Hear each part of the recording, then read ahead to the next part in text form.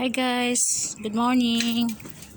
Nang-harvest na naman ako ng eggplant ko, but gusto ko ipakita sa inyo yung mga bagong tanim ko na orchids. Tingnan nyo guys. Kasi pag mamulaklak, nilagay ko sa harap namin, ang green ang mga orchids ko. Kasi wala naman akong libangan dito. Malungkot. Tsaka ang dami kong mga gulay, iba-iba, may string beans at saka yung patula ko galing Pilipinas. Patula ko tingnan nyo, mayroon pa akong mga gabi. Tingnan nyo yung bagong tanim ko lang to, pero tingnan nyo nga yan. At saka alam nyo guys, mayroon akong dala dito noon, yung kung sa Ilonggo is manunggal, pero kung sa English is yung Crown of Jesus Christ, ganun ba? Di ko nga alam sa Tagalog kung anong tawag nito. At saka mayroon akong ibang orchids. Tingnan nyo guys, iba-ibang orchids. Then may mga papaya rin ako. Ang liit pa pero namumulaklak na siya. Ito yung mga malunggay ko, kasi sabi ng doktor kakain daw lagi araw-araw ng malunggay. At ito yung not sweet basils, this is tulsi called Indian basils. Then mayroon din ako mga eggplant dito. At saka ito yung sweet basils ko. Hindi maganda. At saka alam nyo guys, tingnan nyo, nag-try ako tanim ng dragon fruits, yung seeds. Tingnan nyo, ang dami. Meron pa akong mga string beans, namumunga na siya. Meron din akong eggplant dito, namumulaklak naman yung eggplant ko. At saka yung beans ko na ganito na siya, so pwede ko matanim. In its corner, meron akong mga orchids. Kasi guys, alam nyo kung saan ko to pinanguha, kasi yung bahay ng diplomat, every month nag-change sila ng orchids, so tinatapon nila ito. Ang ginagawa namin, madaanan namin, kinukuha namin, at saka tinatanim. Ito kasi hindi na namumulaklak, ayaw nila. So pero tingnan nyo guys, ang bilis dito sa corner, sa veranda namin sa likod. Kasi gusto ko mag-harvest na naman ako ng eggplant ko guys. Naka 3 times na ako harvest ng eggplant ko. Kahit saan mayroon akong tinatanim ng mga orchids. Pag mabuhay. Kasi guys, gusto ko mag-harvest naman ako ng eggplant ko. Kasi gusto ko naman magprito ng eggplant. Tingnan nyo guys. Gusto ko naman magprito. So, para hindi siya mag-old, kukunin ko na siya. Ito na siya guys. Ewan ko ba to, kasi ito parang hindi maganda yung pagkuha niya pero parang okay lang naman.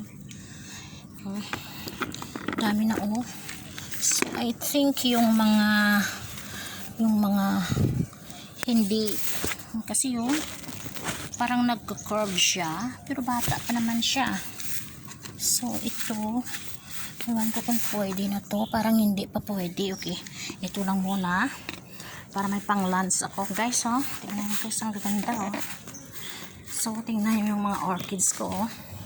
Nagbo-blooming na yung mga orchids ko, yung nakaarang-anaw sa unang vlogs ko. Wala pa ito. Muntikan lang sila. Bigla lang sila. Muntikan na. Grabe ang Tagalog ko pasensyahin nyo lang ako sa Tagalog ko Bigla lang nagkaganito silang lahat. Very healthy. Look at guys, they're so healthy. Kasi siguro sa tao talaga mag-aalaga ng mga halaman, yung very cold yung hands. Tingnan nyo guys. Namumulaklak. Wow, parang biglaan lang sila. Biglaan. Pag magkaganito na sila, linalagay ko na sa harap ng bahay namin para maganda. So tingnan nyo guys. Halos lahat na sila, mayroon na silang bumubukol. Nagbo-bloom sila lahat. Parang nakakatuwa, di ba? Parang nakakakuha ng stress. So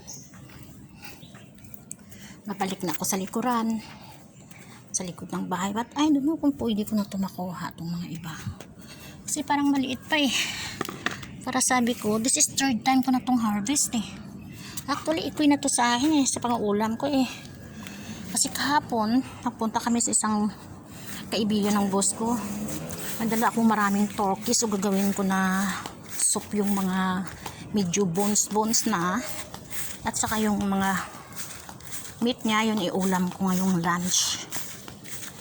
Guys, so iba-iba tong orchids ko, guys. So may mga ganito. Look at that, guys. It's so nice, right? So okay, guys, kasi alam nyo guys, meron na naman yung isa ko na nagbubukol siya. Ang dami-dami siguro ito, yung tagal na itong nagbumubukol, hindi pa siya na kasi parang tumutubo pa siya na tumutubo.